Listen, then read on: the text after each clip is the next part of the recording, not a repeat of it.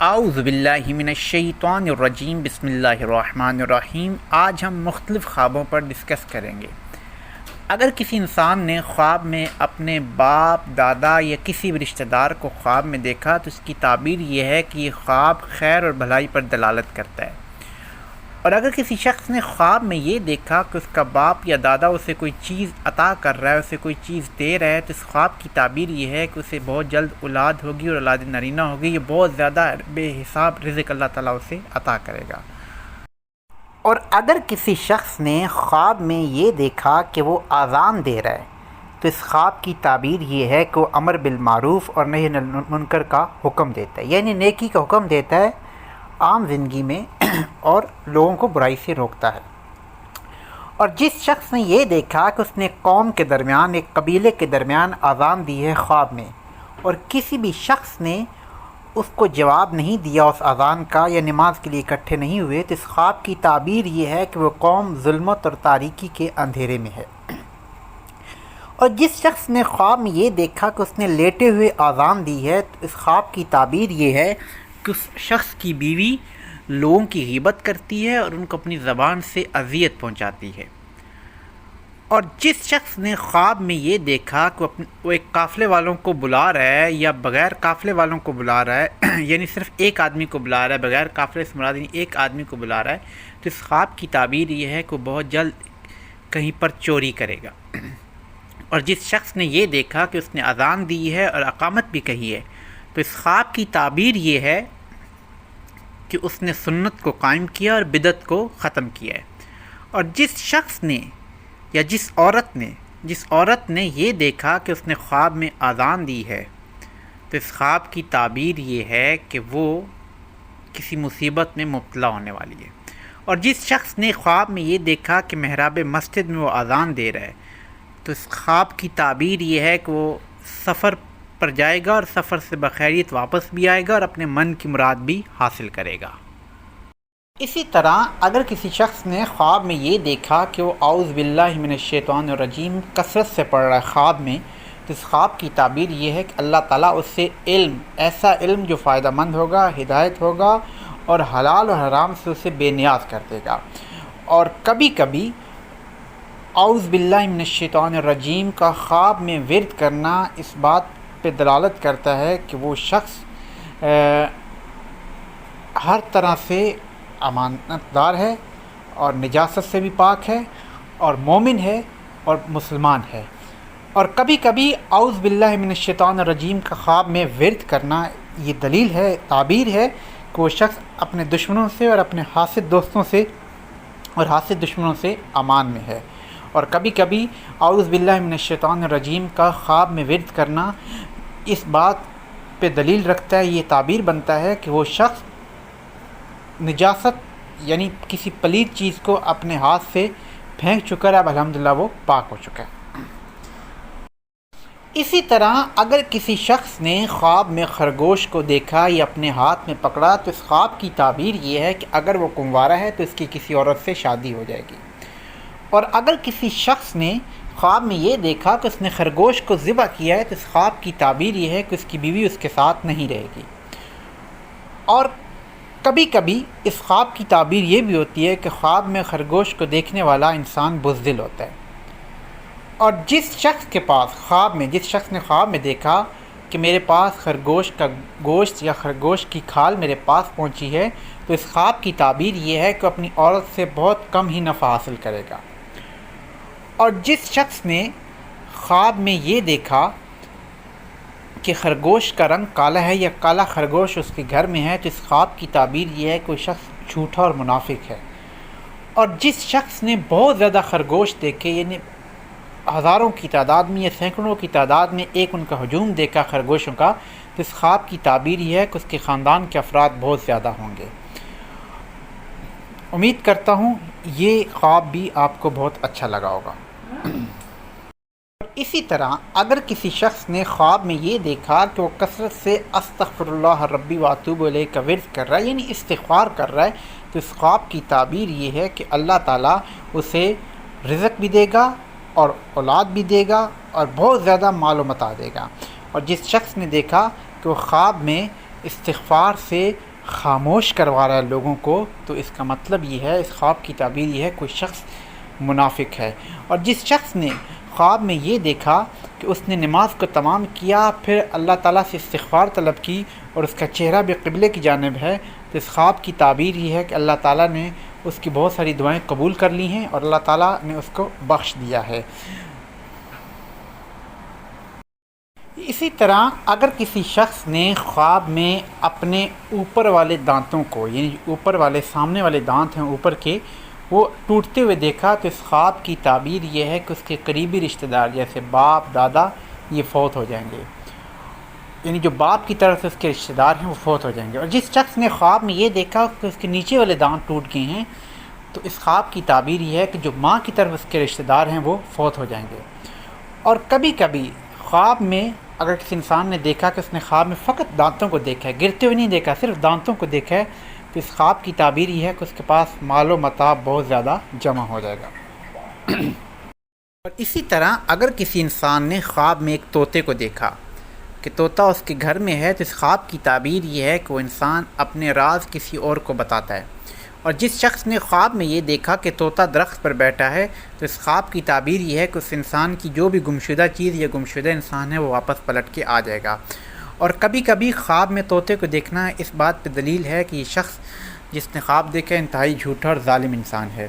اور کبھی کبھی طوطے کو خواب میں دیکھنا اس بات کی تعبیر یہ ہے کہ اس انسان کو بہت ہی خوبصورت اور فصاحت و بلاغت سے بھرپور ایک بیوی ملے گی۔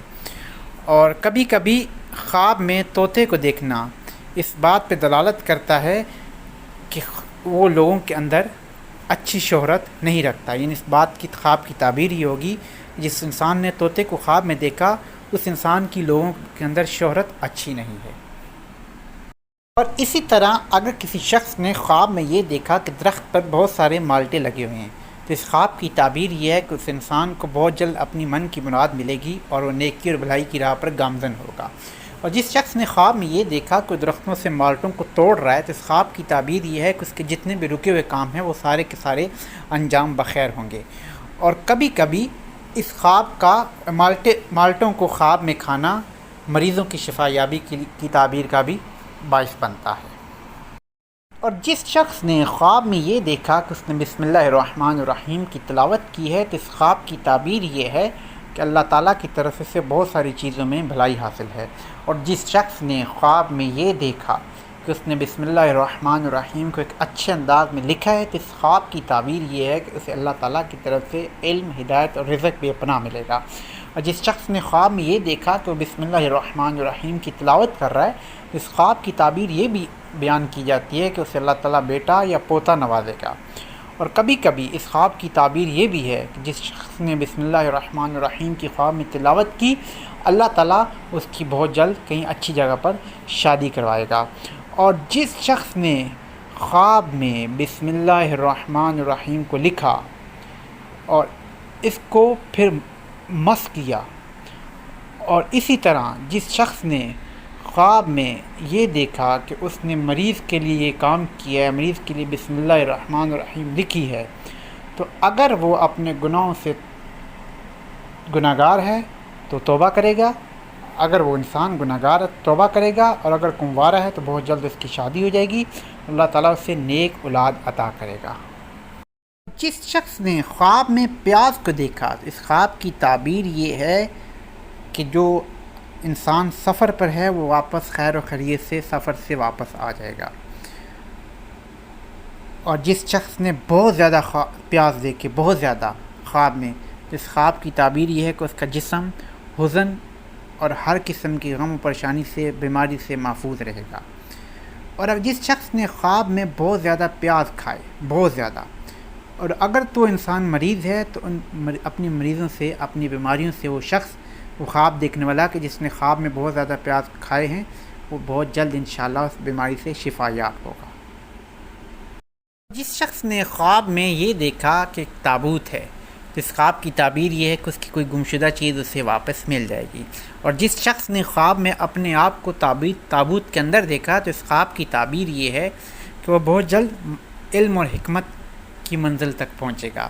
اور کبھی کبھی تابوت کو خواب میں دیکھنا، اس خواب کی تعبیر یہ ہے کہ تابوت دیکھنے والا اپنے دشمنوں سے خوف زدہ اور عاجز ہے، اور کبھی کبھی تابوت کا خواب میں دیکھنا اس بات پر دلیل رکھتا ہے کہ بہت جلد خواب دیکھنے والا اپنی تمام پریشانیوں سے نجات پا لے گا۔ اور جس شخص نے خواب میں یہ دیکھا کہ ایک تابوت ہے اور اس تابوت کے اندر ہے، تو اس بات خواب کی تعبیر کبھی کبھی یہ بھی نکلتی ہے کہ وہ کامیابی حاصل کرے گا اور اپنی منزل مقصود تک پہنچے گا۔ اسی طرح جس شخص نے خواب میں یہ دیکھا کہ وہ پروردگار عالم کی تسبیح کر رہا ہے، تو اللہ تعالیٰ اسے اس کے تمام غموں سے نجات دلائے گا۔ جس شخص نے خواب میں یہ دیکھا کہ وہ خواب میں اللہ تعالیٰ کی تسبیح کر رہا ہے، تو اس خواب کی تعبیر یہ ہے کہ ایک مومن مرد ہے۔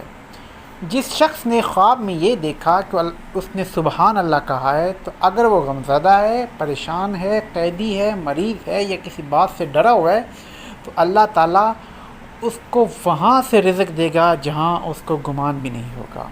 اور جو شخص خواب میں تسبیح کرنا بھول جائے، تو اس خواب کی تعبیر یہ ہے کہ یا تو وہ قید میں جائے گا یا اس کو کوئی مصیبت پہنچے گی۔ اور خواب میں بی بی فاطمہ الزہرا سلام اللہ علیہا کی تسبیح پڑھنا قرضوں کی ادائیگی اور جتنے بھی اس کے ذمے حقوق ہیں ان سب سے بڑی ذمہ ہونے کی یہ تعبیر ہے۔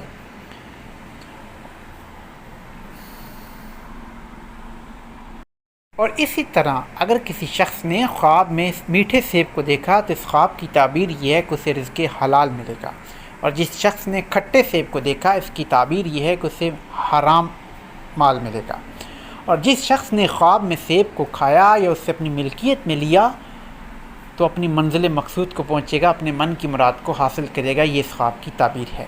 اور جس شخص نے خواب میں دیکھا کہ وہ درخت سے سیب کو نچوڑ رہا ہے، تو اس خواب کی تعبیر یہ ہے کہ یتیم بچے کی پرورش کرے گا۔ اور جس شخص نے خواب میں سیب کو کھایا، تو اس خواب کی تعبیر یہ ہے کہ وہ شخص وہ چیزیں کھائے گا جسے لوگ دیکھ بھی نہیں سکیں گے۔ اور جس شخص نے خواب میں درخت سے سیب کو توڑا، تو اسے ایک شریف مرد سے مال ملے گا، شریف انسان سے مال ملے گا۔ اور جس شخص نے خواب میں سیب کو کھایا، پہلے یعنی توڑا بعد میں اس کو کھایا، تو اس خواب کی تعبیر یہ ہے کہ ایک ایسے کام میں واقع ہو جائے گا، ایسے کام میں پڑے گا جس میں سوائے نقصان کے کچھ نہیں ہوگا۔ اور کبھی کبھی درخت سے سیب کو توڑنے کے بعد، اس کو کھانے کے بعد خواب کی تعبیر یہ بھی نکلتی ہے کہ وہ شخص اپنے من کی مراد کو پائے گا۔ اور بہت زیادہ سیب دیکھنا خواب میں یا تو بہت زیادہ سیب دیکھنا یا گنے چنے سیب دیکھنا، مثلا اگر اس شخص نے 80 سیب دیکھے ہیں تو وہ زندگی کے 80 سال باقی جیے گا۔ اور جس شخص نے خواب میں یہ دیکھا کہ وہ مسجد میں بیٹھا ہے اور سیب کو سونگھ رہا ہے، تو اس کی بہت جلد شادی ہوگی۔ اور جس شخص نے سبز خواب دیکھے، تو جس شخص نے سبز سیب دیکھے، تو اس خواب کی تعبیر یہ ہے کہ اسے اللہ تعالیٰ ایک بیٹا عطا کرے گا۔ اور جس شخص نے خواب میں سرخ رنگ کے سیب دیکھے، تو اس خواب کی تعبیر یہ ہے کہ اسے بادشاہ کی طرف سے منافع ملے گا۔ اسی طرح جس شخص نے خواب میں اپنے دادا کو دیکھا، تو اس خواب کی تعبیر یہ ہے کہ اس کی عمر طولانی ہوگی اور اس کی عزت میں اضافہ ہوگا۔ اور جس شخص نے خواب میں یہ دیکھا کہ اس کا دادا اس کے باپ کی جگہ پر ہے، تو اس خواب کی تعبیر بھی وہی ہے کہ اس کے باپ کی عمر لمبی ہوگی۔ اسی طرح اگر کسی شخص نے خواب میں گدھے کو دیکھا، اگر کسی انسان نے خواب میں یہ دیکھا کہ اس کے پاس ایک گدھا ہے اور وہ گدھے کا مالک ہے، تو اس خواب کی تعبیر یہ ہے کہ وہ جاہل گروہ کا سردار ہے۔ اور خواب میں گدھے کا گوشت دیکھنا، اس کی تعبیر یہ ہے کہ اسے مال اور تجارت میں نفع حاصل ہوگا۔ اور جس شخص نے خواب میں یہ دیکھا کہ اس نے گدھے کو قتل کیا اور اس کے گوشت کو کھایا، تو اس خواب کی تعبیر یہ ہے کہ اس کا مال و دولت تنگ ہو جائے گا، اس کی روزی تنگ ہو جائے گی۔ اور کہا جاتا ہے کہ جس شخص نے گدھے کا گوشت خواب میں کھایا، تو اس خواب کی تعبیر یہ ہے کہ حرام مال حاصل کرتا ہے۔ اور جس شخص نے خواب میں یہ دیکھا کہ وہ گدھے پر سوار ہوا ہے اور گدھا اس کے نیچے مر گیا اور وہ خود شخص جو گدھے پہ بیٹھا تھا وہ گدھے سے نیچے گر گیا، تو اس خواب کی تعبیر یہ ہے کہ اس کی موت بہت جلدی واقع ہوگی۔ اور جس شخص نے خواب میں یہ دیکھا کہ گدھا چوری ہو گیا، تو اس خواب کی تعبیر یہ ہے کہ اس کا اپنی زوجہ سے جھگڑا ہوگا اور وہ بہت جلد اسے طلاق دے گا۔ سفر المظفر اسلامی سال کا دوسرا مہینہ ہے۔ اس مہینے کے دوسرے عشرے میں اربعین کا انعقاد ہوتا ہے۔ اربعین عربی زبان کا لفظ ہے جس کا معنی 40 کے ہیں، اور اس سے مراد شہدائے کربلا کے غم کا 40واں دن ہے۔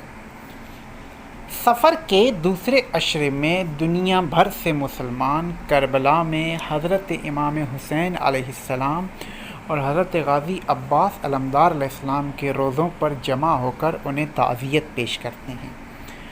اربعین کے سفر کی تاریخ کا مطالعہ کریں تو پتہ چلتا ہے کہ خاندان رسول صلی اللہ علیہ وآلہ وسلم قریباً 1 سال یزید ملعون کی قید میں رہا۔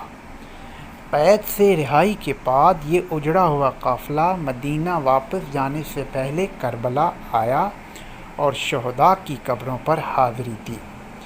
دوستو، جب صدام ملعون کا دور حکومت تھا تو صدام کے دور حکومت میں اربعین کے پیدل سفر پر پابندی عائد تھی، چنانچہ اس دور میں زائرین کی تعداد بہت کم تھی اور وہ چوری چھپے یہ سفر طے کرتے تھے۔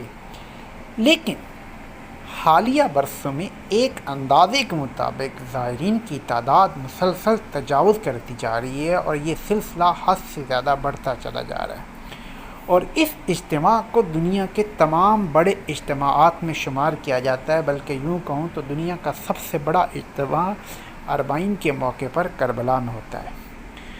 اربعین کے اس سفر کی یوں تو بہت ساری خصوصیات ہیں، لیکن چند اہم یہ ہیں کہ اس میں دنیا بھر سے مختلف رنگ و نسل اور مذہب کے لوگ شریک ہوتے ہیں۔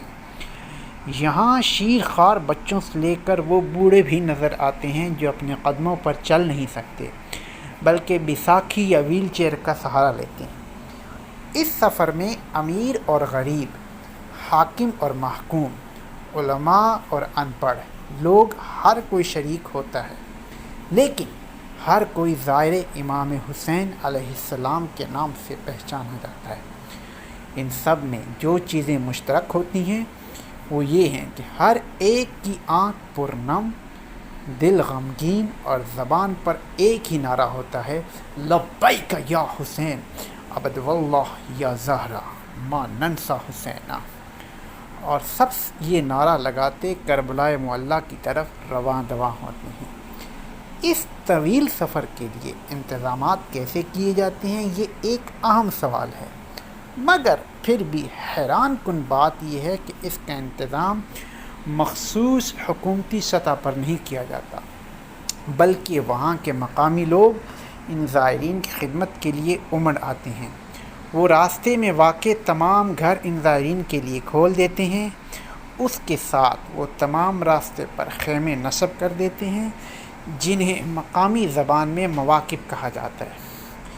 ان خیموں میں ہر طرح کا انتظام کیا جاتا ہے، ہر طرح کی سہولت زائرین کے لیے رکھی جاتی ہے۔ ہر وہ خدمت جو ایک بڑے سے بڑے عہدیدار کے لیے ہوتی ہے وہ ایک زائر کے لیے وہ خدمت رکھی جاتی ہے، اور ان مواقف کے ان خیام کے منتظمین کی حتی الامکان یہ کوشش ہوتی ہے کہ زائرین کو کسی بھی مشکل کا سامنا نہ کرنا پڑے۔ وہ ان کی ہر ضرورت کا خیال رکھتے ہیں، ان کے ناشتے، کھانے اور آرام کرنے کے لیے بستر اور فری طبی امداد سے لے کر چھوٹی سی چھوٹی ضرورت جیسے ٹیشو پیپر، ٹوتھ پک، بچوں کے لیے ڈائپر اور موبائل فون چارجنگ تک کی سہولت مہیا کی جاتی ہے۔ جتنی دیر کوئی زائر آرام کرتا ہے وہ اس کے کپڑوں کی تیاری بھی کرتے ہیں۔ یہ سب کچھ دیکھ کر یہ احساس ہوتا ہے کہ وہ کون سی ایسی کمی ہے جو ان میزبانوں نے باقی رہنے دی ہو۔ وہ لوگ کہ جن کے پاس پیش کرنے کے لیے کچھ بھی نہیں ہوتا، وہ تھکے ہوئے زائرین کے پاؤں اور ٹانگیں دبانے میں خوشی محسوس کرتے ہیں، اور یہ اطمینان حاصل کرتے ہیں کہ وہ کسی نہ کسی زائر امام علیہ السلام کی خدمت کر سکیں یا کر پائے ہیں۔ اگر کوئی زائر اس خدمت کے عوض کسی کو کوئی معاوضہ دینا چاہے تو وہ غمگین ہو جاتے ہیں، اور کہتے ہیں کہ انہیں اس اجر سے کیوں محروم کیا جا رہا ہے جو انہیں جنت کے سردار سے ملے گا۔ نجف سے کربلا تک کا یہ سفر لمبا ضرور ہے لیکن مشکل بالکل نہیں، کیونکہ جتنی عزت یہاں ظاہر امام کو ملتی ہے کسی بادشاہ کو بھی میسر نہیں آتی۔ یہ سب کچھ دیکھ کر انسان کا دل خون کے آنسور ہوتا ہے کہ کل یہاں مظلوم امام کے بچوں کے زخموں پر مرہم رکھنے والا کوئی نہ تھا، ان کی تھکان، بھوک اور پیاس کا احساس کسی کو نہ تھا۔ کل شام غریبہ میں جن کے خیموں کو جلا کر لوٹا گیا، آج ان کے زائر اور مہمانوں کی شان تو دیکھو۔ حقیقت میں یہ حسین ابن علی کی فتح کے نمونے ہیں کہ کس طرح ان کی قربانی نے لوگوں کے دلوں کو نرم کر دیا اور انسانوں کو ایک دوسرے کی ضروریات کا خیال رکھنا اور ایک دوسرے کا احترام کرنا سکھا دیا۔ ایک اور احساس جو پختہ ہوتا ہے وہ یہ کہ مسلمانوں میں آپس میں کوئی تفریق نہیں۔ جو تفریق ہمیں نظر آتی ہے وہ خالصتاً بیرونی سازشوں کا نتیجہ ہے، کیونکہ وہاں ظاہر امام کی خدمت کرتے ہوئے کوئی یہ نہیں پوچھتا کہ آپ کس ملک سے ہو۔ شاید یہی وجہ ہے کہ وقت کا یزید حسین ابن علی سے خطرہ محسوس کرتا ہے۔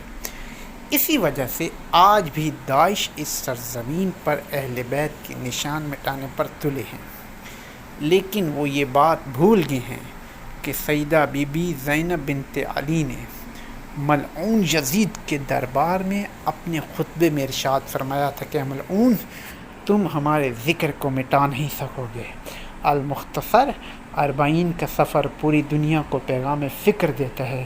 اسلام ایک امن، رواداری اور محبت کا دین ہے، اور یہ نسل انسانیت سے محبت کا درس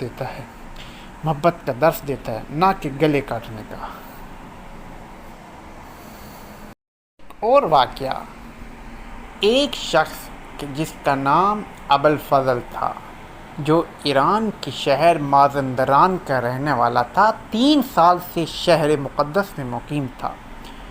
دوستو، اس کی کمر میں بہت سخت درد ہوتا تھا، دونوں پیروں پر فالج تھا، اسی وجہ سے ویل چیئر وہ استعمال کرتا تھا۔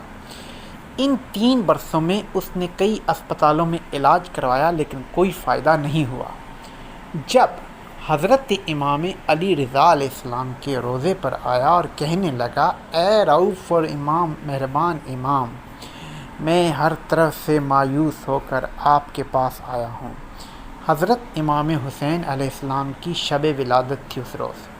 وہ کہتا ہے کہ میں نے پوری رات اس جشن میں شرکت کی اور امام رضا علیہ السلام سے توسل کیا لیکن مجھے کوئی جواب نہیں ملا۔ جب حرم مطہر سے باہر آیا تو اس نے آقا سے فریاد کی، اے امام، آپ تو غیر مسلموں کی حاجت روائی کرتے ہیں، آخر مجھ پر عنایت کیوں نہیں کی؟ میں تو آپ کا ماننے والا ہوں، آپ کا شیعہ ہوں، آپ کے شہر کا رہنے والا ہوں۔ اب جب گھر واپس آیا اور ارادہ کیا کہ جب میں دوبارہ امام کی خدمت میں حاضر ہوں گا تو ان کو ان کی بہن حضرت معصومہ قم سلام اللہ علیہا کو شفیع قرار دوں گا، امام کو ان کی بہن کی قسم دوں گا۔ 4 شعبان کا دن تھا، حضرت مولا غازی ابوالفضل عباس کی ولادت کا دن تھا۔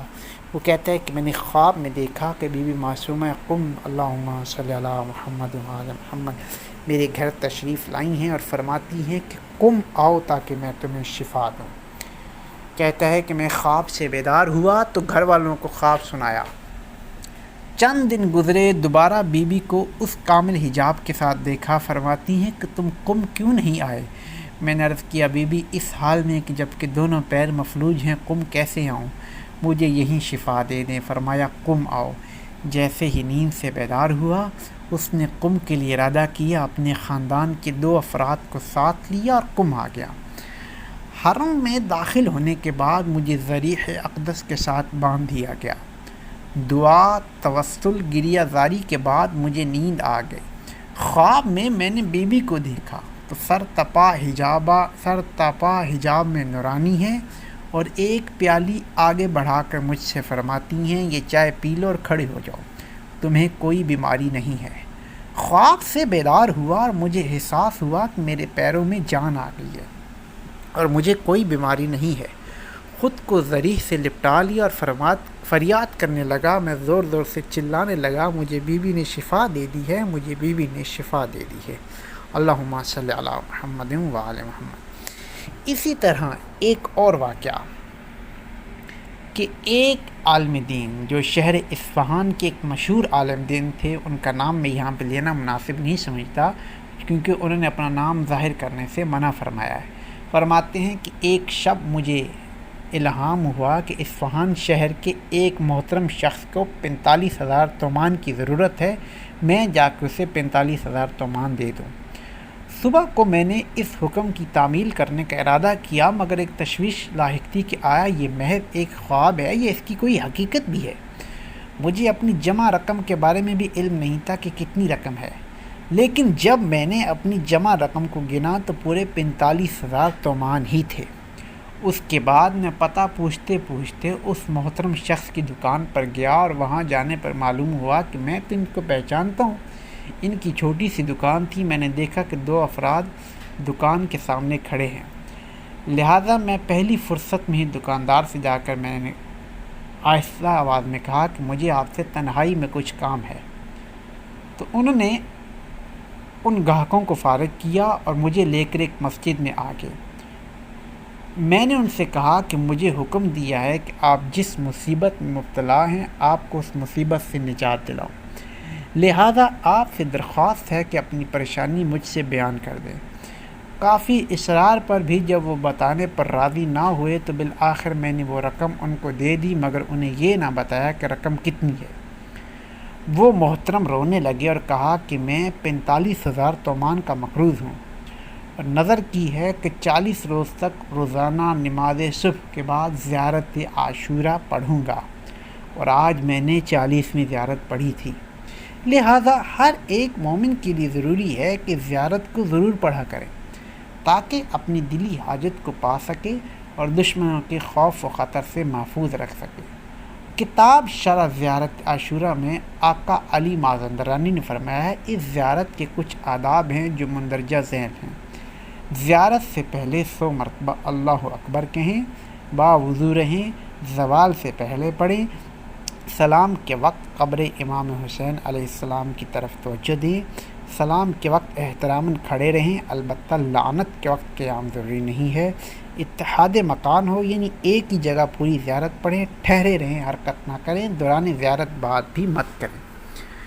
اسی طرح ایک اور واقعہ کہ ایک دفعہ شہد کی مکھی پیغمبر اکرم صلی اللہ علیہ وآلہ وسلم کی خدمت میں آئی اور کہا، یا رسول اللہ صلی اللہ علیہ وآلہ وسلم، میں نے کچھ شہد تیار کیا ہے، آپ اپنے وصی علیہ السلام کو بھیج کر منگوا لیں۔ وصی یعنی امیر المؤمنین علی ابن ابی طالب علیہ السلام۔ پیغمبر اکرم صلی اللہ علیہ وآلہ وسلم نے شہد کی مکھی سے فرمایا، تم تو تلخ اور کڑوے پھولوں اور گھاسوں پر بیٹھتی ہو۔ شہد کی مکھی نے کہا، جی ہاں یا رسول اللہ صلی اللہ علیہ وآلہ وسلم۔ فرمایا، باوجود اس کے کہ تم تلخ اور کڑوے پھولوں اور گھاسوں کا رس چوستی ہو، کس طرح یہ کڑواہٹ مٹھاس میں تبدیل ہو جاتی ہے، کیسے یہ شہد میٹھا بن جاتا ہے؟ شہد کی مکھی نے عرض کیا، یا رسول اللہ صلی اللہ علیہ وآلہ وسلم، خدا نے ہمیں ایک ایسا ذکر یاد کروایا ہے جس کے پڑھنے کی وجہ سے وہ تلخی، حلاوت و شیرینی و مٹھاس میں تبدیل ہو جاتی ہے، اور وہ ذکر محمد وآل محمد پر درود شریف ہے۔ درود شریف پڑھنے کا ایک اثر یہ بھی ہے کہ انسان کے برے اخلاق کو اچھے اخلاق میں یہ درود شریف تبدیل کر دیتا ہے، اور جو بھی چاہتا ہے کہ اس کا اخلاق شیرین و مٹھاس میں تبدیل ہو جائے، ہمیشہ اس نورانی ذکر اللہم صلی علی محمد وآل محمد وعجل فرجہم کی تلاوت کیا کرے۔ اسی طرح ایک اور واقعہ کہ ایک ایسا انسان کہ جس نے امام علیہ السلام سے ملاقات کی، جس کا نام تھا علی ابن مازیار، کہتا ہے کہ مکہ کے 20ویں سفر میں ہم امام علیہ السلام کی خدمت میں پہنچے۔ جس وقت امام زمانہ علیہ السلام کا قاصد علی ابن مازیار کے پاس آیا تو قاصد نے علی ابن مازیار سے، جن کی کنیت ابوالحسن تھی، سوال کیا، یا ابوالحسن ملا ترید، اے ابوالحسن آپ کس کو تلاش کر رہے ہو، کیا چاہتے ہو؟ علی بن مازیار نے عرض کیا ارید الامام المحجوب عن العالم، کہ میں اپنے امام کو تلاش کر رہا ہوں جو عالم کی نظروں سے غائب ہے، یہ یعنی دنیا کی نظروں سے جنہوں نے پردہ پوشی کی ہوئی ہے، لوگ ان کو نہیں دیکھ سکتے۔ قاصد نے کہا کہ تمہارا جواب غلط ہے۔ فرمایا وما هو المحجوب عن العالم ولكن جعبه سوء اعمالکم، کون کہتا ہے کہ حضرت امام عصر عالم سے غائب ہیں؟ تمہارے برے اعمال نے ان کو چھپا کر رکھا ہے۔ کیا ہم حضرت امام زمان سے زیادہ روشن تر نورانی تر کسی کو جانتے ہیں؟ امام علیہ السلام حاضر ہیں مگر ہم غائب ہیں۔ اگر ہم اپنے آپ کو اچھا بنا لیں تو امام علیہ السلام خود ہمارے پاس آئیں گے۔ کہ ہم زیارت میں نہیں پڑھتے کہ امام خلیفۃ اللہ ہیں، وہ ہر جگہ موجود ہیں، ان کی احاطہ قدرت میں ہر چیز ہے، فقط ضرورت اس بات کی ہے کہ ہم ان سے رابطہ قائم کریں۔ جب قاصد علی بن مازیار کو امام علیہ السلام خدمت میں لے کر چلا تو ایک مرتبہ علی بن مازیار نے کہا گھوڑے کو کہاں پر باندھوں؟ معلوم ہوا حضرت سے عشق کے علاوہ دوسری چیز سے بھی دل لگا ہوا تھا۔ جب علی بن مازیار حضرت کی خدمت میں پہنچے تو پہلا سوال امام وقت کا یہ تھا، یا ابا الحسن ما الذی بطا بک عنا الی الآن، اے ابا الحسن کیا چیز باعث بنی جو ابھی تک تم ہمارے پاس نہیں آئے؟ آنے میں اتنی دیر کیوں کی؟ قد کننا نتوقعک لیلا و نہارا، ہم تو دن رات تمہارے منتظر تھے۔ یہ جملہ صرف اور صرف علی بن مازیار سے مخصوص نہیں ہے بلکہ ہر اس انسان کے لیے ہے کہ میں صبح شام تمہارا منتظر ہوں۔ علی ابن مازیار کہتے ہیں میں نے یہ جواب دیا، فرزند رسول صلی اللہ علیہ وآلہ وسلم، آپ کا قاصد پہلے سفر، دوسرے سفر، تیسرے سفر میں میرے پاس نہیں آیا، یہاں تک کہ میں نے 20 سفر مکے کے کیے اور اب یہ میرا 20واں سفر ہے اور اس 20ویں سفر میں قاصد میرے پاس آیا ہے۔ میں تو جانتا ہی نہیں تھا کہ آپ کے پاس کہاں آؤں، کیسے آؤں۔ حضرت نے یہ جواب سن کر سر مبارک کو نیچے جھکا لیا اور اپنی انگلی مبارک سے زمین پر خط کھینچا اور سر کو اٹھایا اور فرمایا قاصد نہیں آیا، یہ جواب صحیح نہیں ہے۔ لا ولکنکم کثرتم الاموال وتجبرتم علی الضعفاء المؤمنین وقطعتم الرحم الذی بینکم فأی عذر لکم فقلت التوبہ التوبہ لا الاقالۃ۔ 3 عمل تمہارے باعث بنے جس کی وجہ سے تم ہمارے پاس نہیں آئے۔ امام فرماتے ہیں ایک دولت کی کثرت، دوسرا کمزور مومنین پر تمہاری بزرگی اور تکبر، اور تیسرا قطع رحم۔ اب تمہارے پاس کیا عذر ہے؟ کہا آقا جان مجھے معاف کر دے، مجھے بخش دے، آئندہ اس طرح کے کام انجام نہیں دوں گا۔ حضرت نے فرمایا علی بن مازیار اگر تمہاری استغفار ایک دوسرے کے لیے نہ ہوتی تو ہم اپنی رحمت کو تم سے قطع کر دیتے، اپنے لطف و کرم و عنایات کو تم سے اٹھا لیتے۔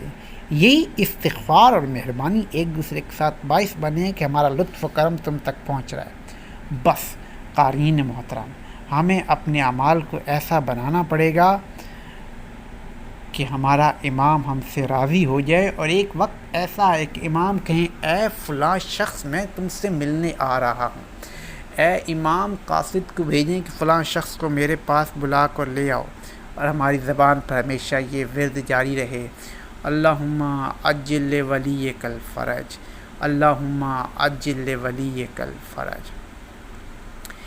ایک مرتبہ اسی طرح ایک اور واقعہ کہ بغداد میں ایک ایسا شخص تھا جو منکر خدا تھا اور وہ کوئی دلیل ماننے کو تیار ہی نہیں ہوتا تھا۔ کہتا تھا کہ میری عقل میں یہ بات نہیں آتی ہے کہ خدا ہے، بلکہ یہ کائنات خود بخود بنی ہے اور چل رہی ہے۔ اس دور کا جو وزیر تھا اس نے شیخ مفید سے درخواست کی کہ سب عالم اسے سمجھانے سے قاصر ہیں، آپ ہی کسی طرح اس فتنے کا مقابلہ کریں۔ یہ تو روزانہ دربار میں آتا ہے اور کہتا ہے کہ کوئی مسلمان مجھے قائل نہیں کر سکتا، جبکہ آپ کو معلوم ہے اس دربار میں غیر مسلموں کو سفیر بھی ہوتے ہیں۔ شیخ مفید نے کہا اچھا اگر آپ کی خواہش ہے تو ٹھیک ہے میں آتا ہوں۔ بہرحال شیخ مفید رحمۃ اللہ علیہ دربار میں پہنچے اور اس شخص سے کہا کہ تو نے ان سب کا مقابلہ کیا اور تیرا دعویٰ ہے کہ کوئی بھی تجھے جواب نہیں دے سکتا، تو ٹھیک ہے کل میں وقت پر پہنچوں گا اور تیرے سوال کا جواب دوں گا، لیکن دیکھ ایسا نہ ہو کہ تو گھبرا کر کہیں فرار ہو جائے اور یہاں واپس نہ آئے۔ اس نے اطمینان سے کہا، فرار ہونے کا کوئی امکان ہی نہیں، مجھے تو آپ کی جانب سے کوئی خطرہ نہیں۔ شیخ مفید نے کہا کہ کل دیکھیں گے کون فرار کرتا ہے۔ اب اگلا دن آیا تو شیخ مفید کو دربار میں پہنچنے میں بہت دیر ہوئی، تو کہنے لگا کہ شیخ مفید خوف سے بھاگ گئے۔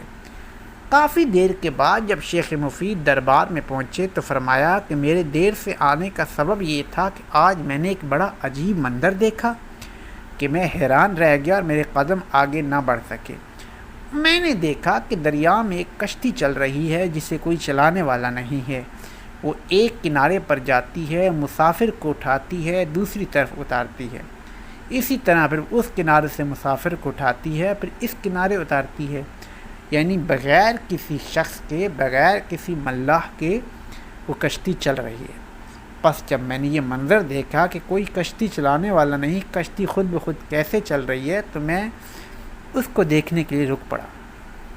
شیخ مفید کی اس بات کو سن کر اس داہریے نے ایک مرتبہ زوردار کہا لگایا اور بادشاہ سے کہا کہ کس احمق سے میرا مقابلہ کروا رہے ہو؟ یہ تو ممکن ہی نہیں کہ جب کوئی چلانے والا موجود ہی نہیں تو کشتی یہاں سے وہاں کیسے جا سکتی ہے؟ بغیر کسی ملاح کے، بغیر کسی چلانے والے کے کشتی کیسے چل سکتی ہے؟ بس جیسے ہی اس نے یہ بات کہی، شیخ مفید نے کہا کہ تو مجھے احمق کہہ رہا ہے، جبکہ تو اپنے بارے میں کیا خیال کرتا ہے؟ تو خود سب سے بڑا احمق ہے۔ جب تو ایک کشتی کے بارے میں تصور نہیں کر سکتا تو اتنی بڑی کائنات کے بارے میں کیسے تجھے خیال ہے کہ بغیر چلانے والے کی یہ کائنات چل رہی ہے؟ ایک مرتبہ داہریہ بے اختیار یہ جملہ سن کر کہہ اٹھا کہ آج تک کسی نے اس طریقے سے مجھ سے مناظرہ نہیں کیا تھا، اور وہ کلمہ شہادتین پڑھ کر مسلمان ہو گیا۔ اللہم صلی علی محمد و آل محمد۔ اسی طرح ایک اور واقعہ کہ جب حجاج ابن یوسف کو مکہ کا گورنر بنا کر روانہ کیا گیا تو اپنے کارمندوں کے ہمراہ حکومت کی باغ ڈور سنبھالنے کی غرض سے سفر حجاز پر روانہ ہوا۔ گرمی کے دن تھے۔ راستے میں دوپہر کے وقت اس نے ایک مقام پر پڑاؤ ڈالا، خیمے نصب کر دیے اور پردے ہوا کے گزر کے لیے اوپر اٹھا دیے گئے۔ دوپہر کے کھانے کے لیے شاہی دسترخوان بچھایا گیا کہ یکا یک حجاج کی نگاہ اس سے کافی فاصلے پر ایک چرواہے پر پڑی، جو گرمی کی شدت کے سبب اپنے سر کو ایک دمبے کے پیٹ کے نیچے دیے ہوئے تھا تاکہ دھوپ سے محفوظ رہ سکے۔ حجاج کو ترس آ گیا، حکم دیا کہ اسے سائے میں لے کر آؤ۔ حکم کی تعمیل ہوئی اور چرواہے کو حاضر کیا گیا۔ چرواہا حجاج کی شان و شوکت سے ذرا بھر بھی متاثر نہ ہوا اور اس نے حجاج کو کوئی اہمیت نہ دی۔ حجاج نے اس سے کہا، بیٹھ جاؤ۔ چرواہا، مجھے اپنا کام کرنے دو، میں ان بھیڑوں کی دیکھ بھال پر مامور ہوں۔ حجاج نے اس سے کہا کہ اس قدر شدید گرمی ہے، یہاں کچھ دیر سائے میں بیٹھ جاؤ، یہ لو شاہی کھانا نوش کرو۔ چرواہے نے کہا، میں نہیں کھا سکتا اور ایک اور جگہ پر میں مدعو ہوں۔ حجاج نے اس سے کہا کہ حیرت ہے، اس بیابان میں آخر تمہاری دعوت کس نے کی؟ چرواہے نے کہا کہ میں ایسی جگہ دعوت پر ہوں جہاں تیری مہمان نوازی کی کوئی اہمیت نہیں ہے۔ حجاج نے غصے سے اس سے کہا کہ میری مہمان نوازی کے آگے کس کی کیا مجال جو میرا مقابلہ کرے؟ چرواہے نے کہا، میں اللہ تعالیٰ کا مہمان ہوں، روزہ رکھا ہے میں نے، اور روزے دار خدا کا مہمان ہوتا ہے۔ حجاج، ارے اتنی سخت گرمی میں تم روزے سے؟ حجاج نے اس سے کہا، یہ موسم تو روزہ رکھنے کے لیے قطعاً سازگار نہیں ہے۔ چرواہے نے بڑا پیارا جواب دیا، کہا، قل نار جہنم اشد حرًا، نار جہنم اشد حرًا، جہنم کی آگ اس گرمی سے کہیں زیادہ شدید ہے۔ تجھے جہنم کی آگ کی خبر ہی نہیں؟ اگر تجھے اس آگ کی شدت کا احساس ہوتا تو اس موسم کو روزہ کے لیے موزوں اور مناسب قرار دیتا۔ تو حجاج نے کہا، چلو آج کھا لو، کل روزہ رکھ لینا۔ چرواہے نے بڑا پیارا جملہ کہا، کیا کل تک میری زندگی کی تم ضمانت دے سکتے ہو؟ ممکن ہے آج میری زندگی کا آخری دن ہو، یہ بھی ممکن ہے کہ آج تمہاری زندگی کا آخری دن ہو۔ چرواہے کی باتیں سن کر حجاج کو غصہ آ گیا اور اس نے کہا کہ تم کتنے احمق ہو، یہ شاہی کھانے تم نے کبھی اپنی زندگی میں نہ دیکھے ہوں گے اور نہ آئندہ کھا سکو گے، صرف روزے کی خاطر اتنے عمدہ کھانے سے اجتناب کر رہے ہو، نہ جانے آج کس بے وقوف سے میرا واسطہ پڑ گیا ہے۔ چرواہے نے جواب دیا، اَأَنْتَ جَعَلْتَهُ طَيِّبًا، کیا تم اس کھانے کو اچھا اور گوارا سمجھتے ہو؟ خدا چاہے تو کھانا طیب ہوتا ہے، خواہ جو کی روٹی کیوں نہ ہو، چاہے تو طیب نہیں، چاہے شاہی دسترخوان پر مزیدار لذیذ کھانوں کا ایک سیلاب ہی کیوں نہ ہو، لہذا شاہی دسترخوان پر مزیدار لذیذ کھانوں پر اپنی نیت کو خراب مت کرو۔ اگر تمہارے دانتوں میں درد ہو تو لذیذ سے لذیذ غذا بھی بد مزہ لگے گی، لقمہ حرام حلق سے نیچے اتر جائے تو دل پر اثر کرتا ہے اور دوسرے ہزار قسم کی بیماریاں دامن گیر ہو جاتی ہیں۔ وہ اللہ ہی کی ذات ہے جو طعام کو پاکیزہ کرتی ہے، اگر اس کی معرفت حاصل ہو جائے تو خشک و تر کی بھی پرواہ نہیں رہتی۔ اسی طرح ایک اور واقعہ کہ چند دینی طلباء اپنے استاد کے پاس علم حاصل کرنے گئے تو کیا دیکھتے ہیں کہ استاد غمزدہ اور پریشان بیٹھے ہیں۔ طلباء نے تعزیت کی کہ خدا آپ کو صبر جمیل عطا فرمائے، کیا کسی کا انتقال ہو گیا؟ فرمایا کیا عرض کروں، رات میں سوتا رہ گیا اور میری نماز شب قضا ہو گئی، شب بیداروں کا قافلہ نکل گیا، استغفار کرنے والے چلے گئے اور میں تنہا رہ گیا، مجھ بد نصیب کی نماز شب قضا ہوئی اور میں ادا کی نیت سے نہ پڑھ سکا۔ بھائیو، اس سے بڑھ کر اور کیا مصیبت ہو سکتی ہے؟ ابھی جو واقعہ میں آپ کی خدمت میں یہ جو پیش کر رہا ہوں، یہ ایک انتہائی ایمان سے لبریز، ایمان افروز، محبت افروز، خدا سے محبت کی ایک لازوال داستان کی کہانی ہے۔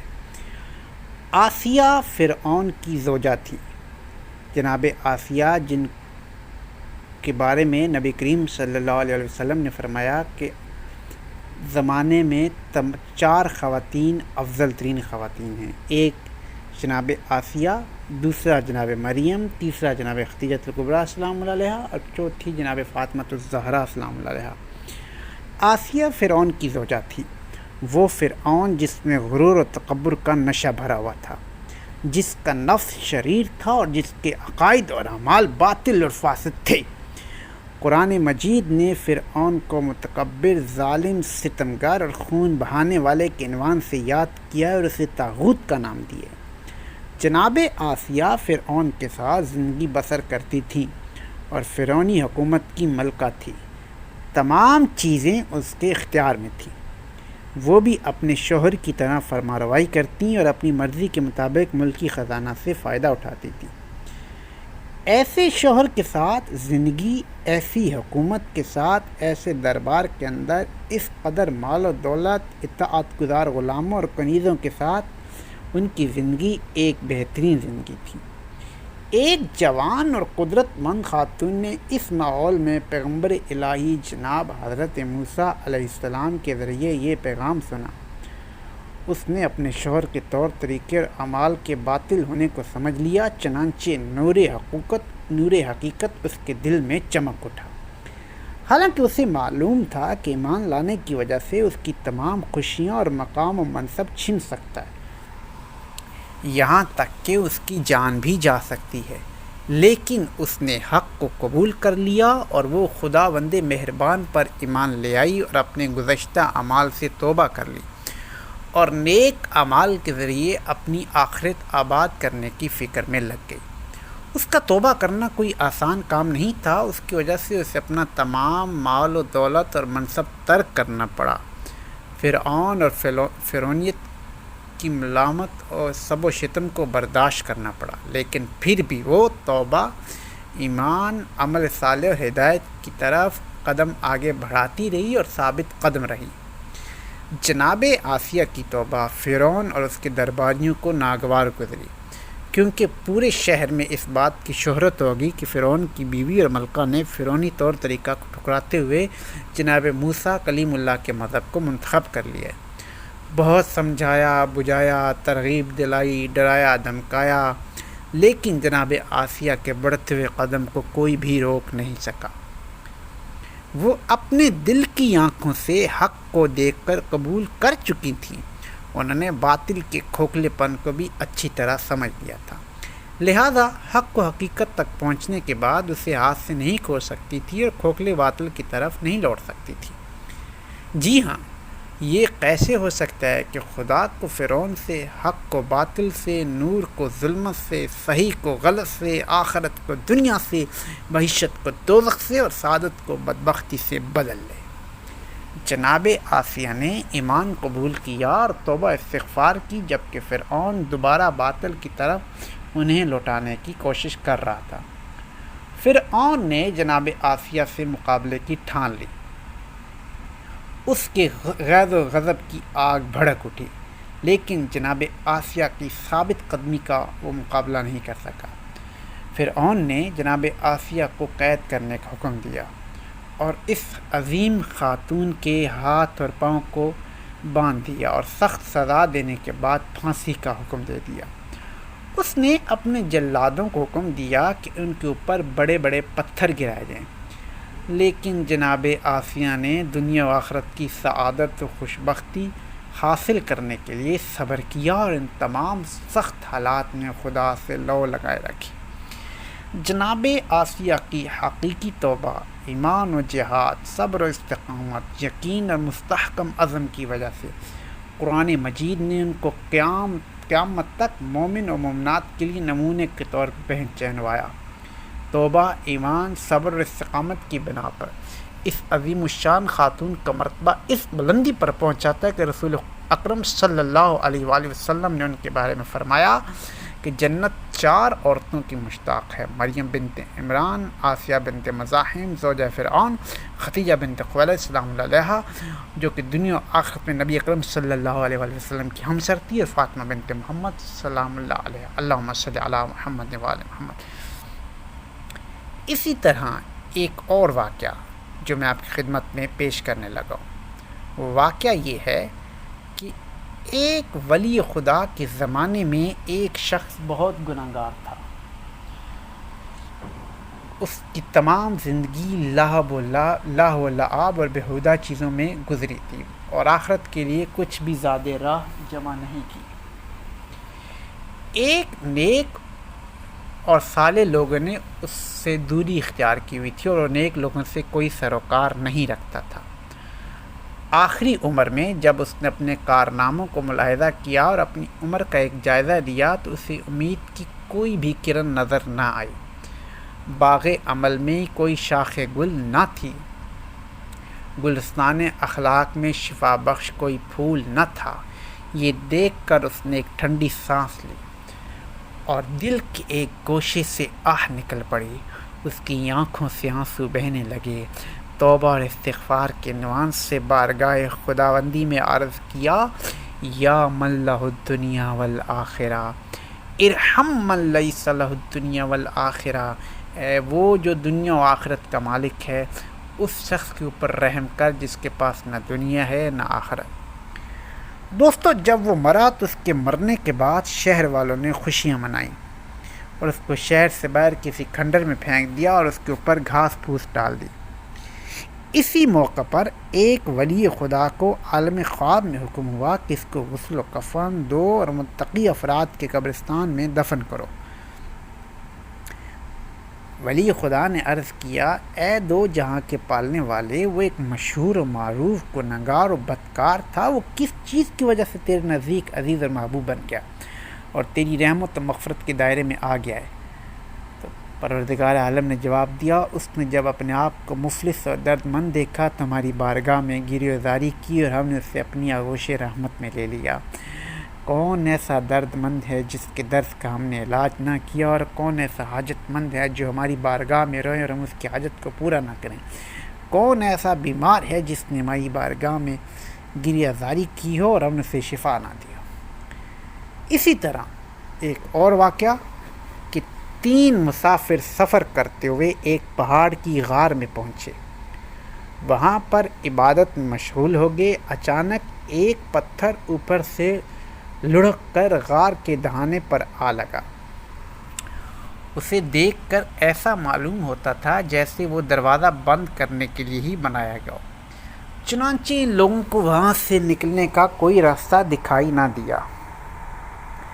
پریشان ہو کر یہ لوگ ایک دوسرے سے کہنے لگے، خدا کی قسم یہاں سے نکلنے کا کوئی راستہ نہیں ہے مگر یہ کہ خدا ہی کوئی لطف و کرم فرمائے، کوئی نیک کام کریں، مخلوص کے ساتھ دعا کریں اور اپنے گناہوں سے توبہ کریں۔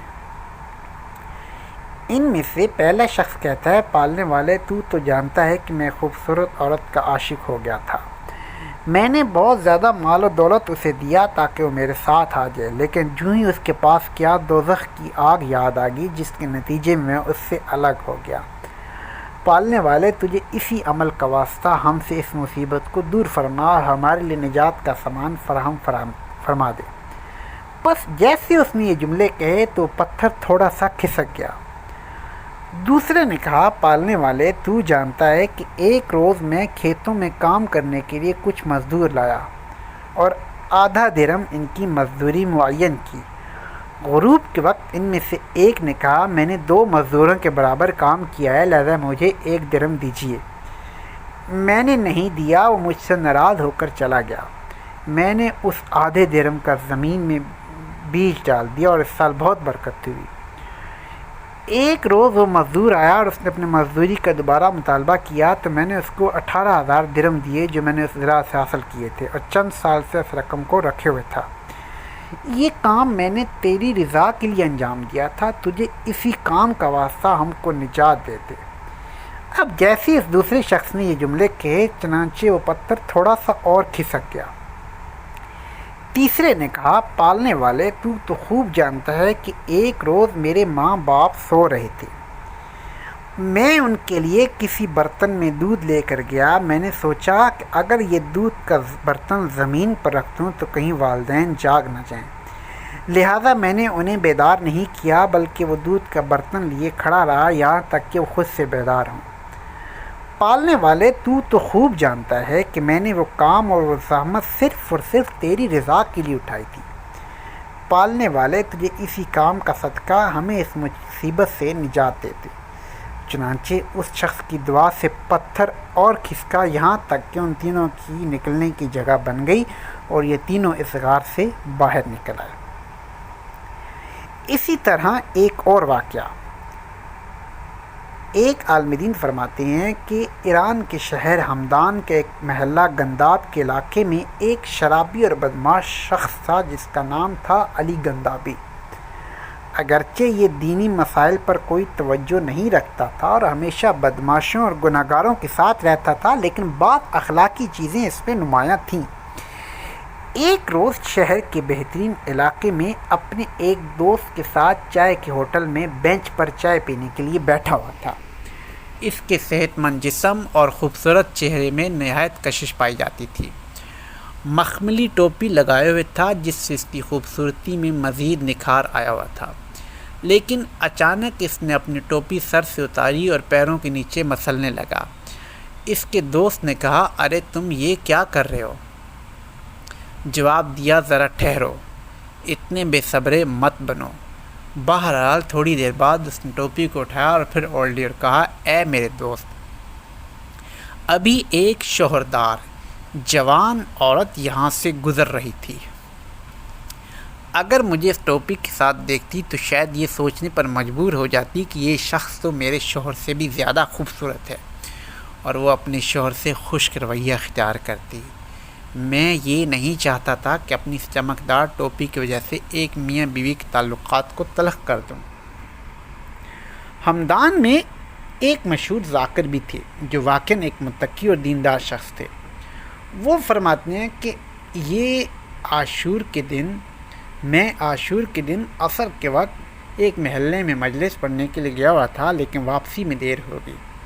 شہر کے دروازے پر پہنچا تو دروازہ بند ہو چکا تھا اور میں نے دروازہ کھٹکھٹایا تو علی گندابی کی آواز سنی جو شراب کے نشے میں مست تھا اور زور زور سے کہہ رہا تھا، کون ہے کون ہے؟ میں نے کہا، میں شیخ حسن ہوں، ذاکر حسین ابن علی علیہ السلام ہوں۔ چنانچہ اس نے دروازہ کھولا اور چلا کر کہا، اتنے وقت کہاں تھے؟ میں نے کہا، محلہ میں امام حسین علیہ السلام کی مجلس پڑھنے کے لیے گیا ہوا تھا۔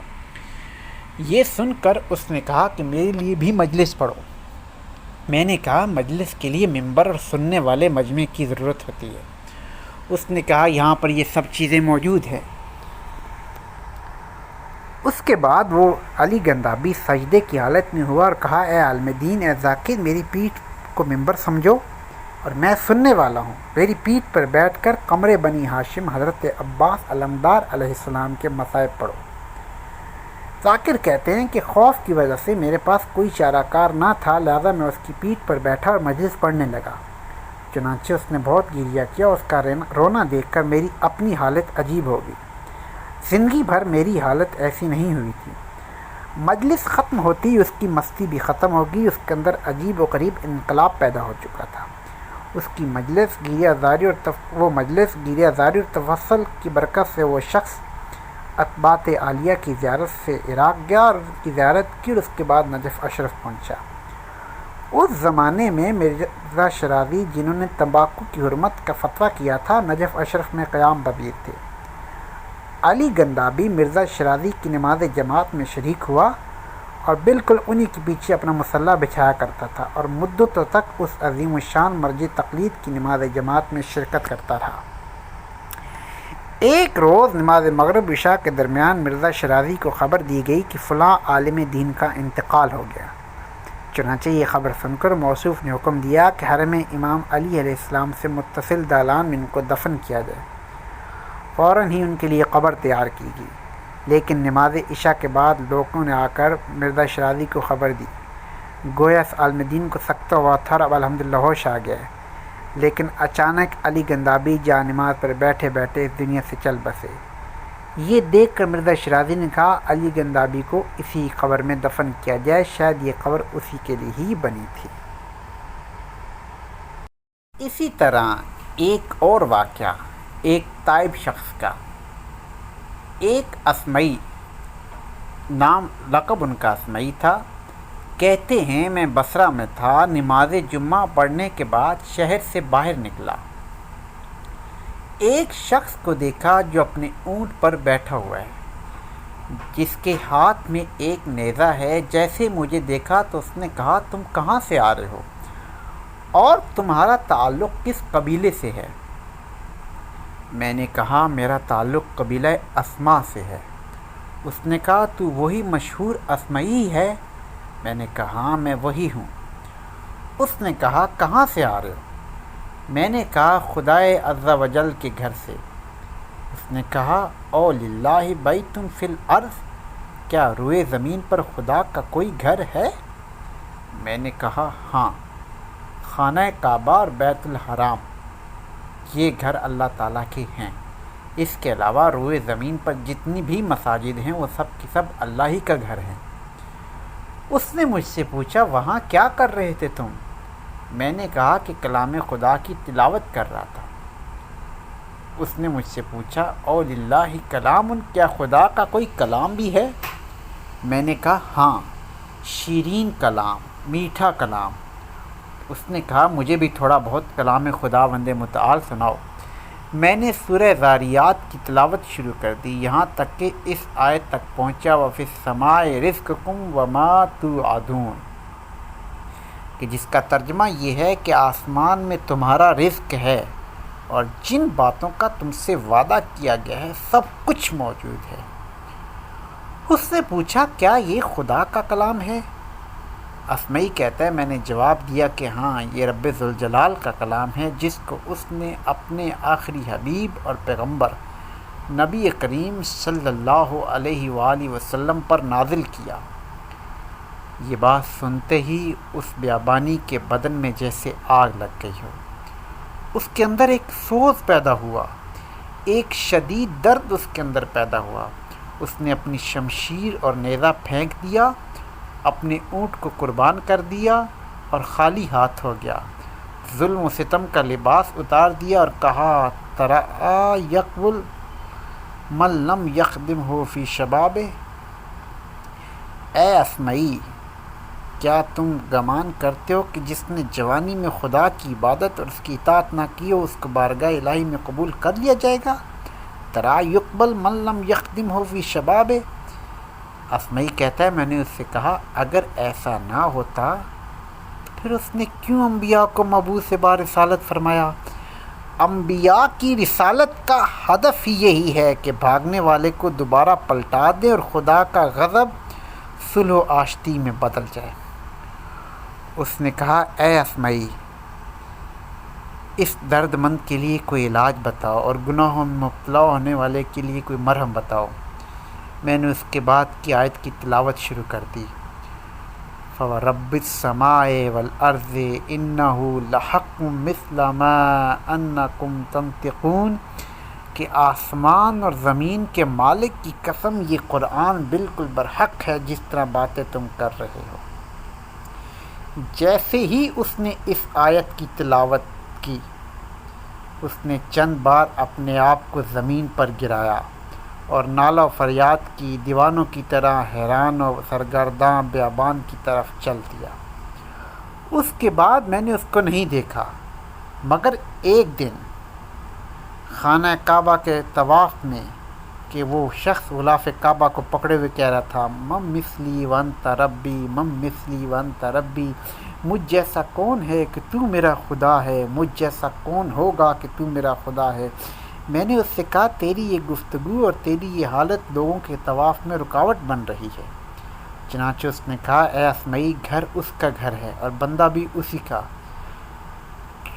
چھوڑے مجھے اس کے لیے ناز کرنے دیجیے۔ اس کے بعد اس نے 2 شعر پڑھے جن کا مضمون یہ ہے اے شب بیداری کرنے والے لوگو، تم کس قدر نیک ہو، تمہارے اوپر میرے ماں باپ قربان، کس قدر خوبصورت اور زیبا ہو، اپنے آقا کے دروازے کو کھٹکھٹاتے ہو، واقعاً یہ دروازہ تمہارے لیے کھل جائے گا۔ اس کے بعد وہ بھیڑ میں چھپ گیا۔ میں نے بہت تلاش کیا مگر وہ نہیں ملا۔ مجھے بہت زیادہ حیرت اور تعجب ہوا، میری طاقت ختم ہو چکی تھی اور میں صرف گریہ زاری کرتا رہ گیا۔ اس کے بعد وہ مجھے شخص کبھی نہیں ملا۔ اسی طرح ایک اور عجیب و غریب توبہ ہوئی کہ راہزنوں کا ایک گروہ، ڈاکوؤں کا ایک گروہ، ڈاکوؤں کا ایک پورا لشکر کسی مسافر کی تلاش میں تھا تاکہ اس کے مال و اسباب کو لوٹ سکیں۔ اچانک انہوں نے ایک مسافر کو دیکھا تو اس کی طرف دوڑے اور کہا جو کچھ بھی ہے ہمیں دے دو۔ اس نے کہا میرے پاس صرف 80 دینار ہیں جس میں 40 دینار کا مقروض ہوں اور باقی میرے وطن تک پہنچنے کا خرچ ہے۔ راہزنوں ڈاکوؤں کے سردار نے کہا اس کو چھوڑ دو، معلوم ہوتا ہے کوئی بدبخت آدمی ہے، اس کے پاس زیادہ پیسہ نہیں ہے۔ ڈاکو مسافروں کی کمین گاہ میں بیٹھے ہوئے تھے، مسافروں کے خیموں میں بیٹھے ہوئے تھے۔ اس مسافر کو جہاں جانا تھا چلا گیا اور اپنا قرض ادا کر کے واپس آ گیا۔ اس وقت پھر راستہ میں چور مل گئے۔ انہوں نے کہا جو کچھ تیرے پاس ہے وہ سب دے دو ورنہ ہم تجھے قتل کر دیں گے۔ اس نے کہا میرے پاس 80 دینار تھے جس میں سے 40 دینار قرض دے چکا ہوں، باقی میرے خرچ کے لیے ہیں۔ چوروں کے سردار نے حکم دیا کہ اس کی تلاشی لی جائے۔ چنانچہ اس کے سامان اور کپڑوں میں 40 دینار کے علاوہ کچھ نہیں ملا۔ چوروں کے سردار نے کہا حقیقت بتاؤ کہ اس خطرناک موقع پر بھی تو نے صدق اور سچائی سے کام لیا، جھوٹ نہ بولا، آخر کیا وجہ ہے؟ اس نے کہا میں نے بچپن میں اپنی ماں کو وعدہ دیا تھا کہ عمر بھر سچ بولوں گا اور کبھی اپنے دامن کو جھوٹ سے آلودہ نہ کروں گا۔ چور کہکا لگا کر ہنسنے لگا، لیکن چوروں کے سردار نے ایک ٹھنڈی سانس لی اور کہا ہائے افسوس، تو اپنی ماں سے کیے وعدہ پر پابند ہے اور جھوٹ کا سہارا نہ لیا اور اپنے اس وعدے پر اس قدر پابند ہے، لیکن میں خدا کے وعدے کا پابند نہیں ہوں جس سے ہم نے وعدہ کیا ہے کہ گناہ نہ کریں گے۔ اس وقت اس نے ایک چیخ ماری اور کہا خدا اس کے بعد تیرے وعدے پر عمل کروں گا، پالنے والے میری توبہ قبول فرما لے، میری توبہ قبول فرما لے۔ اس کے بعد اس نے چوری سے ہمیشہ ہمیشہ کے لیے توبہ کر لی۔ اور اسی طرح ایک اور واقعہ کہ ایک معاذ بن وہب کہتے ہیں ایک مرتبہ میں چند لوگوں کے ساتھ مکہ معظمہ کی طرف روانہ ہوا۔ ایک بوڑھا شخص بھی ہمارے ساتھ تھا جو بہت زیادہ عبادتیں کیا کرتا تھا، لیکن ہماری طرح اہل بیت علیہم السلام کی ولایت اور امیر المؤمنین علی ابن ابی طالب علیہ السلام کو بلا فصل خلیفہ نہیں مانتا تھا۔ اسی وجہ سے اپنے خلفاء کے مذہب کے مطابق سفر میں بھی نماز پوری یعنی 4 رکعت ہی پڑھتا رہا۔ اس کا ایک بھتیجا بھی ہمارے قافلے میں تھا، لیکن اس کا عقیدہ ہماری طرح صراط مستقیم پر تھا۔ وہ بوڑھا شخص راستے میں بیمار ہو گیا۔ اس نے اپنے بھتیجے سے کہا اگر اپنے چچا کے پاس ہوتا اور اس کو ولایت کے سلسلے میں بتاتا تو بہتر ہوتا، شاید خداوند عالم اس کو آخری وقت میں ہدایت فرما دیتا اور گمراہی و ضلالت سے نجات عطا کر دیتا۔ اہل قافلہ نے کہا اس کو اپنے حال پر چھوڑ دو، لیکن اس کا بھتیجا اس کی طرف دوڑا اور کہا چچا جان، لوگوں نے سوائے چند افراد کے رسول خدا صلی اللہ علیہ وآلہ وسلم کے بعد حق سے روگردانی کی، لیکن امیر المؤمنین علی ابن ابی طالب رسول اکرم صلی اللہ علیہ وآلہ وسلم کی طرح واجب الاطاعت ہیں۔ پیغمبر صلی اللہ علیہ وآلہ وسلم کے بعد حق علی کے ساتھ اور آپ کی اطاعت تمام امت پر واجب ہے۔ اس پیر مرد نے ایک چیخ ماری اور کہا میں بھی اسی عقیدہ پر ہوں، یہ کہہ کر اس دنیا سے چل بسا۔ ہم لوگ جیسے ہی سفر سے واپس آئے تو حضرت امام جعفر صادق علیہ السلام کی خدمت میں مشرف ہوئے، ان کی زیارت سے شرف حاصل کیا۔ علی بن سری نے اس بوڑھے شخص کا واقعہ بیان کیا۔ اس وقت امام علیہ السلام نے فرمایا وہ شخص جنتی ہے۔ اس نے عرض کیا مولا وہ شخص آخری لمحات میں اپنے اس عقیدے پر پہنچا ہے، صرف اسی گھڑی اس کا عقیدہ صحیح ہوا تھا، کیا وہ پھر بھی جنتی اور اہل نجات ہے؟ اس وقت امام علیہ السلام نے فرمایا تم مجھ سے اور کیا چاہتے ہو، باخدا وہ شخص اہل بہشت میں ہے۔ دوستو امید کرتا ہوں یہ میرے سارے واقعات، اس میں کچھ خوابوں کی تعبیر، آپ کو یہ پوری ویڈیو بہت اچھی لگی ہوگی۔ ایک اور ویڈیو بہت جلد انشاءاللہ اسی طرح کی لے کر آپ کی خدمت میں جلد حاضر ہوں گا، تب تک کے لیے اللہ حافظ۔